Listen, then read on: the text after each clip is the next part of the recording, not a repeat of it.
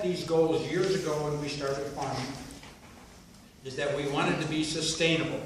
Now, sustainable has a lot of different terms and definitions. There's organic, there's natural. We consider ourselves conventional. But what we have decided is to meet the goals of sustainable, we have to adapt certain things. And some of the things that we've set as our goals is, one, to be sustainable, we have to be environmentally responsible, we have to be socially acceptable, and last but not least, we have to be profitable. Cows aren't pets. They do have to make us some profit or we will not survive. So we've incorporated all these things into our farming operation.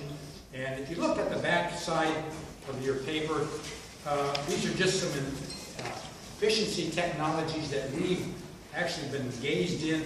And I'm not going to go through these. You can read these. But these are some of the advances that we've made in agriculture. But how do we do these things?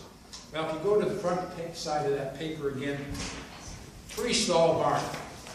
We house our cows in what we call a three-stall barn, and the cows are inside year-round. People say, well, don't you let them out on pasture? Well, we have, but we find out the cows rather be in the barn than they would be outside, particularly in the summertime. Now, just to give you a little description of what our barn is like, about 6 years ago, we house these cows in free stalls. They can get up and walk around and eat, and they can lay down in these stalls at will. But about 6 years ago, my son, who's a dairy nutritionist, and he talks to farmers all over the state of Ohio, he says, Dad, we need to spend some money and change how we house these cows. Our cows were laying on rubber mattresses, which wasn't uncomfortable, but he said if we would put sand in these stalls, tear out all our mattresses, and put sand in, he said the cows would be happier and more comfortable. Well, I thought, sand? I don't know. But he talked me into it. And we tore out all these stalls, and now the cows lay on 12 to 18 inches of washed sand. We use about 25 tons of sand a week. We groom the stalls 3 times a day, so the cows are clean, and it's a little bit like laying on the beach. When the cow lays down, it's soft, and I tell you what, they really love it. And his argument was that if we bed our cows on sand, we'd get more milk. And doggone it, within 2 weeks we were getting a gallon of milk per cow per day more, because they were more comfortable. Above the cows you can see fans, and in the summertime in particular we move a lot of air. These barns have 19 big fans in, so we move a lot of air. If you want to have a bad hair day, just walk in my barn. I give this example. If some of you read or saw the movie or read the book Charlotte's Web, and the environment that the spiders thrive in is not an environment in my barn. Charlotte wouldn't stand a chance in my barn because there's just too much fresh air, too much air moving. And we want to make the cows comfortable, and they just like a lot of fresh air. So these changes have really been beneficial for us. One of the things we do that we feel is important, that's raising our calves. You've got a picture of a calf. Now, this sounds cruel, but it really isn't. We take the calves away from the cow within 2 hours to 3 hours after they're born. And the reason for that, we want those animals not to bond with each other. We want them to bond with us. And we find that the calves, as they grow up and become producing cows, they're much more, they're quieter, and they respond to our whatever we want to do with them much better. My wife calls it daycare for calves. And we just spend a lot of time taking care of them. This is a 2-day-old calf, and we house them in individual hutches.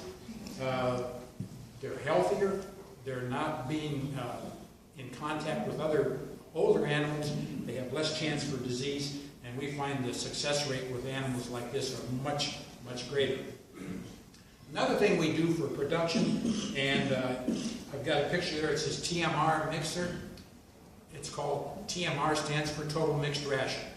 Like I said, my son is a dairy nutritionist, but we take all our feed commodities, we weigh everything, we mix them together, and every week we take feed samples and base our ration on what the feed samples tell us, and we have just a recipe for these cows. Every day they get the same thing, and it's balanced nutritionally. Because we look at cow health, we look at production, we look at a lot of factors, reproduction. So the nutrition that we feed these cows has to be in balance, and that's very important to us. The milking parlor, I only bring that in, that's how we milk our cows. They get milked 3 times a day. Again, this is my son's idea. He says, Dad, if we milk our cows 3 times a day, we're going to get more milk. Well, I threw that out to my wife, and she said, no way am I milking cows 3 times a day. By the way, she's not here this morning because she's milking cows. If this had been a noon milking, or a noon meeting, she probably would have been here, but she stayed home and milked cows this morning. We do have help. She isn't doing it all by herself. But he said, if we go to 3 times a day, we'll get more milk.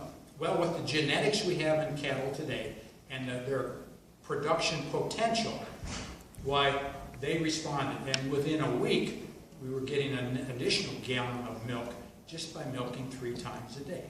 As that pressure builds up in the cow's udder, as it fills up with milk, the body says, don't make any more milk.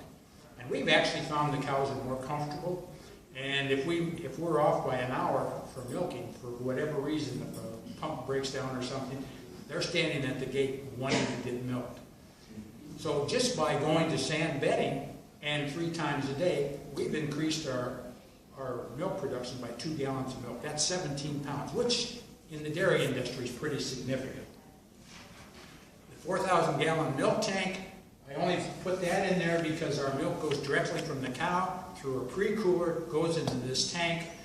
It's cooled to below 40 degrees. We aim to have it at 36 degrees within a half an hour after the cow is milked.